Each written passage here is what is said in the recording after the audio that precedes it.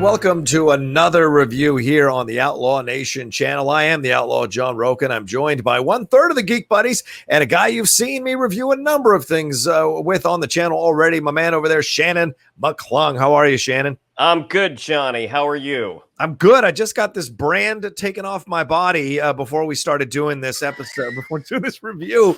A little reference there, a little bit of a dark humor reference there to what we're going to be reviewing today. Very dark. Jesus, John. Whose initials are these? Son of a MV. God damn it! Wouldn't you know it? Anyway, we're gonna get into the Vow here that was on HBO. And look, we're being a little playful at the beginning because we're gonna get into some dark, serious stuff here. We'll review about 10 to 15 minutes of the first 3 episodes, maybe a little bit longer, depends on what we get into. But this thing is coming to us from HBO, and I'm not hearing a lot of conversations about it, a lot of talk about it.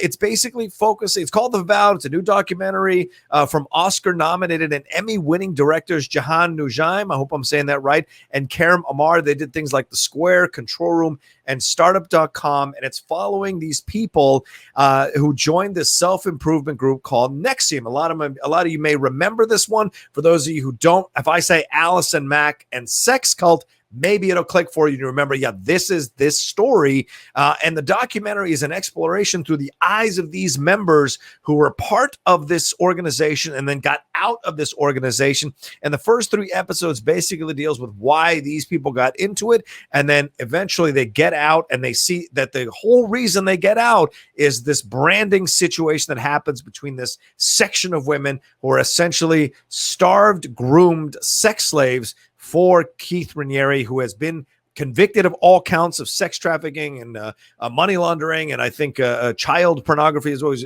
convicted of all these, and he's awaiting sentencing and may get life.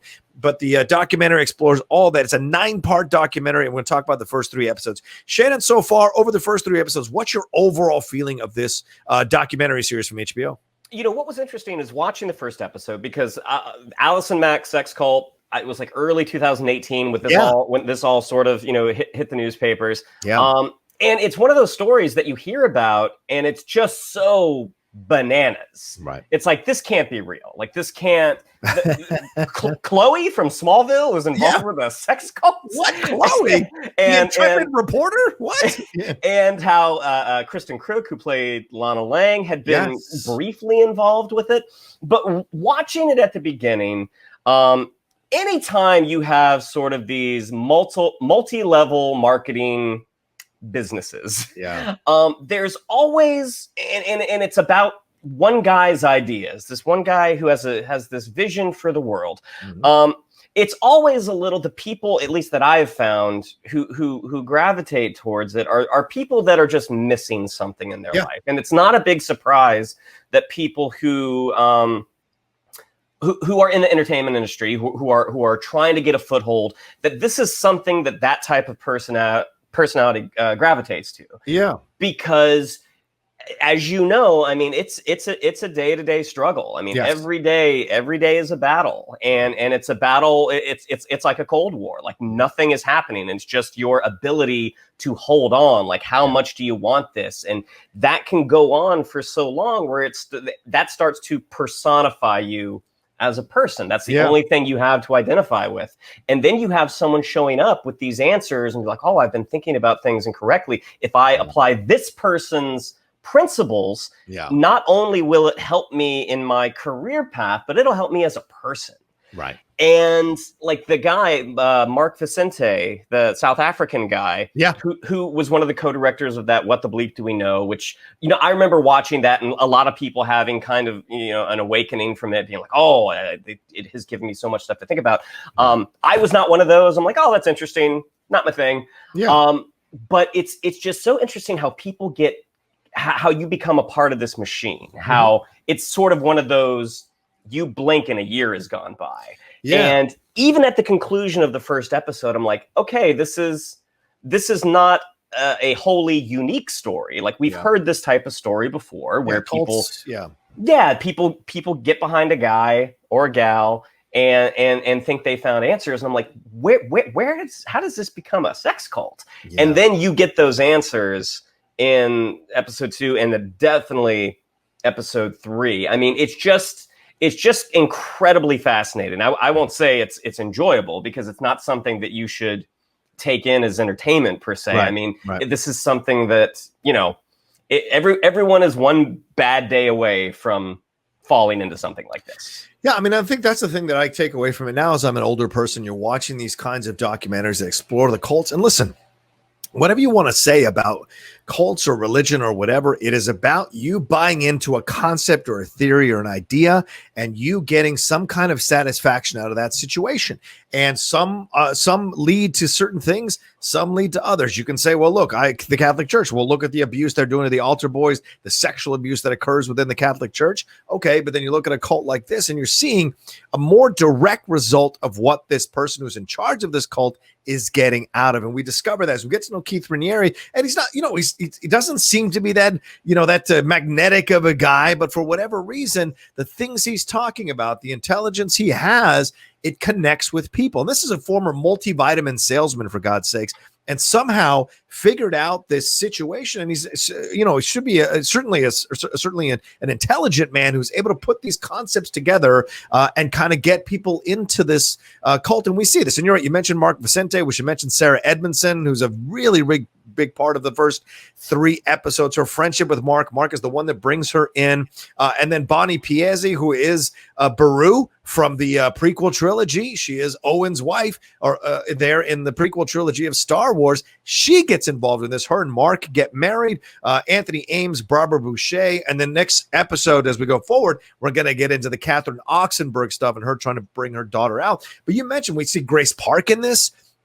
Kristen Crook. There are a number of artists and celebrities who are involved in this thing, and people of accomplishment, people of intelligence. So when you're watching a documentary like this, it's marveling at how people can slide into this rabbit hole, and how much the drug of discovery is making them work so hard or fight so hard to pay the thousands of dollars to move forward in a situation like this. I mean, I was watching this, and to me, this is the same thing as the Landmark Forum. You got to go and do the initial thing. Then you got to pay more to get to the second level. We're really going to teach you stuff here. And then you go to the next, or Scientology, right? Oh, I got to get clear. Okay, how much I got to pay to get to this level? How much I got to pay that? And it's all becomes this kind of like self-fulfilling prophecy where, or almost a drug, in that I need more of it, even though it's costing me all my money. I'm so addicted to it. And by the time you're so deep into it, it's incredibly hard to deprogram yourself and get yourself out. There's a great moment in episode 3 where Sarah's husband, Nippy, I think his name was, he says, if this isn't real, then what is real?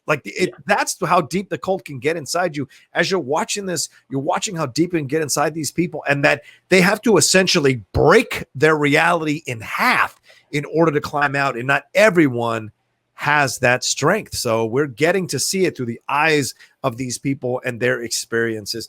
What do you feel about the pacing? What do you feel about who they're highlighting, who they're following? The fact that they basically videotaped and recorded almost everything is pretty shocking, Shannon. What was you feeling about the overall pacing of the documentary over the first 3 episodes? Episode 1 was the only one that I felt kind of lagged a little, but not. I mean, you are establishing the world. I mean, you're laying the groundwork. I mean, it's interesting to how you bring up the financials of it, because that's something I feel that they have not hit as hard as they maybe could have. Right.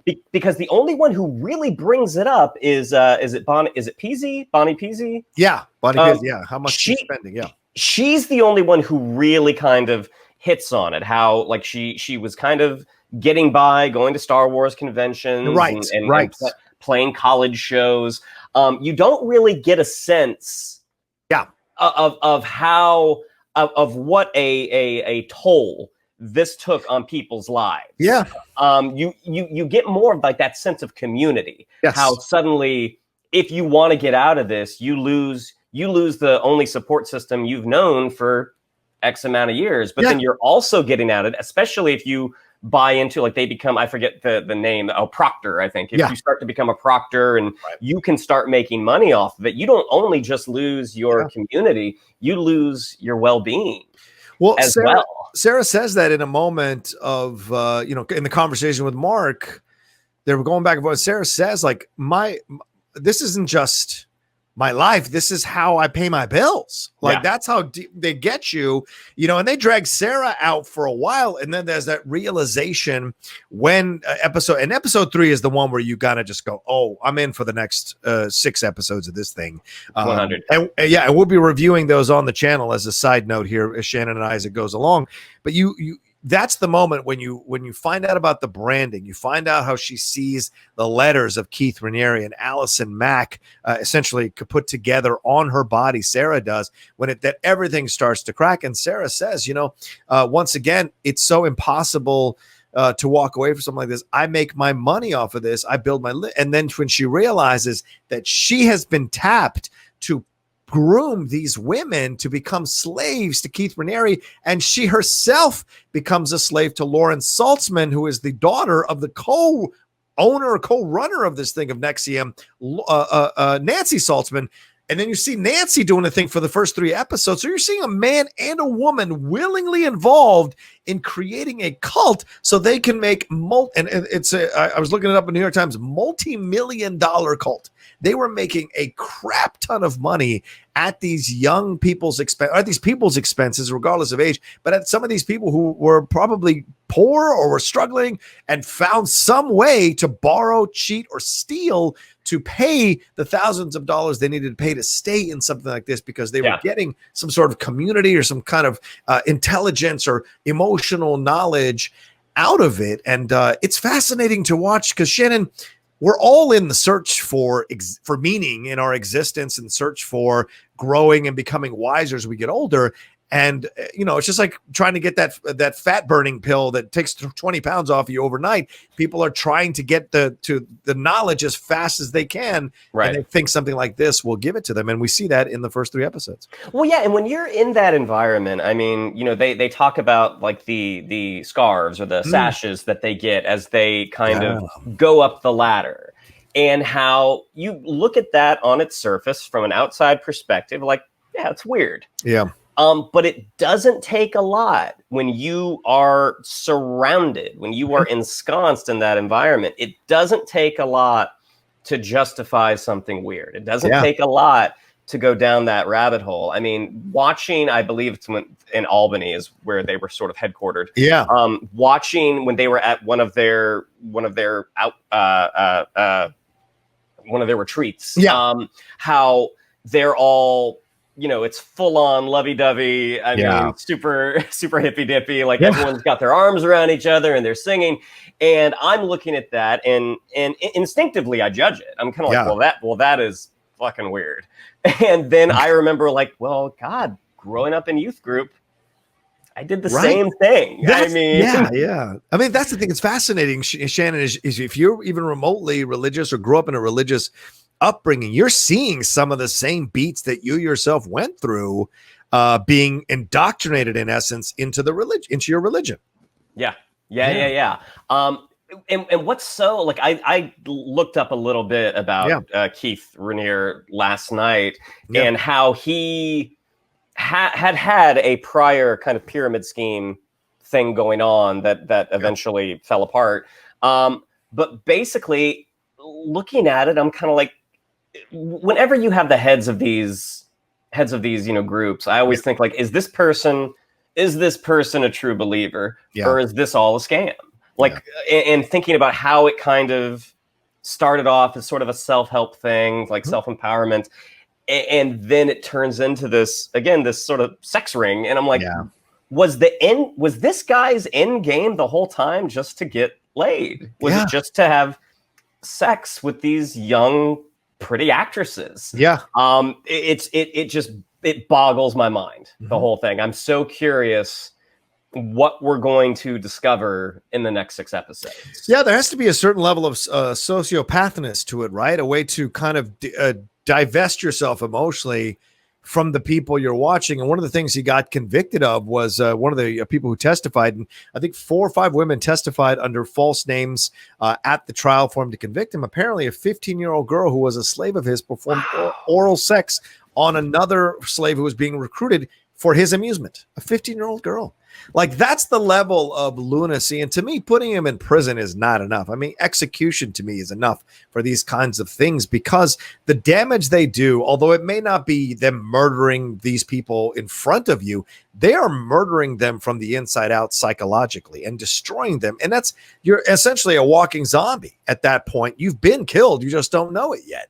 And I think those kinds of things need to be explored a little bit more. And but as I was doing some reading, like you were last night, I found that a lot of these law organizations say, because there are task forces that are designed to take down cults or to explore cults, or get people to break up cults, to convict these leaders of cults, that it's very difficult to prove it in court, because it's very difficult to prove non-consensual situations, because they're brainwashed to believe this is consensual. They're brainwashed to believe it. And you find out Sarah Edmondson, all these people who are breaking out of it that we see in the first 3 episodes, initially their initial reaction was, no, you're lying, it's not true. When Bonnie is the one who really initiates the changes throughout, the actress Bonnie Piazza, who's in the original trilogy, she's the one that initiates Mark to look at this a little harder, which they then go to Sarah and talk to her to break it. And so it's like, it's this thing that someone has to see it. And by the way, this NXIVM thing wasn't going on for a couple of years. It's 3 decades, Shannon, before it finally got broken up by what was happening, by Bonnie Piazza's issues, and then with it, and then everybody getting involved. And of course, Allison Mack has plea dealed. Lauren Saltzman has plea dealed, and she is really an unsettling part of episode 3.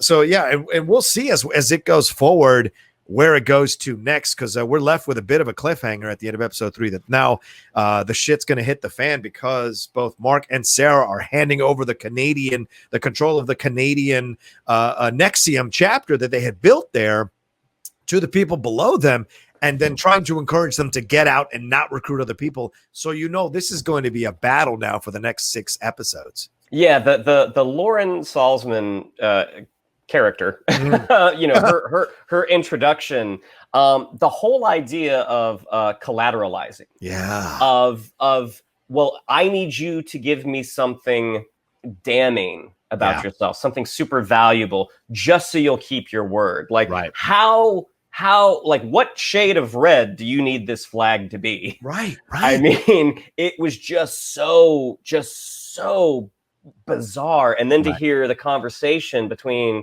Nippy, Anthony Ames, and Lauren, and like, she in her head, like I mean, she's still working. She's still working. Then hearing her conversation with Sarah right after that, she's still working. Like, it's just so, I just can't wrap my head around how a person can do this to another person. Well, and then Sarah says it best right in that moment. And once again, this is a spoiler review, so I hope you're not thinking that we're not going to spoil anything.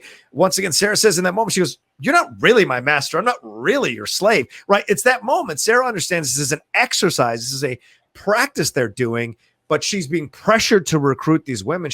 And her realization when she realizes, A, she's not the one that Raniere sexually wants, and B, that she was brought in to recruit other women because of her ability to recruit other people. Like, that is such a colossal mind F word to someone who obviously entered it to work on her insecurities and work on her self-esteem issues. And the thing that's interesting to explore too, Shannon, I know we've got to wrap up here in a little bit, is that this cult kind of worked for a lot of these people initially as they were going in. It's when they discovered what it led to that they broke away from it, and from what I was reading last night, there are still splinter groups of these people involved in this thing, which is crazy to think about. And we haven't even gotten into the next 6 episodes, which is really going to be the meat of all of this, and how much more is going to happen here. We shall see. But man, already after the first 3 episodes, I was completely addicted. I reached out to HBO, and they were very kind to send along the rest of the episodes. So I'm probably going to burn through them tonight or tomorrow and rewatch them again for our reviews. But yeah, Shannon, I mean, just fantastic stuff. Any final words about the first 3 episodes that we might have missed? Anything you want to hit on? No, not really. I mean, if you have HBO, if you have HBO Max, it's certainly an interesting exploration, and I think it's only going to get more interesting as we keep going. Yeah, absolutely. And I can't encourage you enough. And it's weird to me that not a lot of Hollywood is talking about this or reviewing this or making a big deal about this. It's averaging about, it's weird, right? It's weird. But then again, I kind of get it, because maybe some of them are involved in a version of a cult themselves. I don't know. We are not. Shannon and I aren't. But it's it's the Outlaw Nation. But it's not a real nation or really that kind of stuff. But you're not really an outlaw. Yeah, well, I don't know. Let's say that for another day. All right. Maybe we're too far there. But it's great. But I think that's why. I think because a lot of Hollywood has probably tried some version of this, because there are different types of groups here in Los Angeles where this has happened. And maybe some of these critics, some of these reviewers have had people who've gone through this or have gone through it themselves. Maybe some of them are in these cults and kind of like getting a positive thing out of it. So they don't want to necessarily cover this thing as powerfully or tweet about it as powerfully. So it's just interesting to me how it's not being covered as strongly as like the other, the recent serial killer one that was with Patton Oswalt's, recently deceased wife, sure being a part of it. I'll be gone in the dark or something like that. And so they're not covering it as strongly. So I find that fascinating. So Shannon and I can't encourage you who is watching this or listening to this enough to start down this path. It's a fascinating documentary. If you're a documentary person at all, this one will hook you. Give it the first 3 episodes and you will be hooked to see what's going to happen over the next 6. So, all right. Well, let us know what you thought about this review in the comment section below. Let us know what you thought about it if you've seen the first 3 episodes,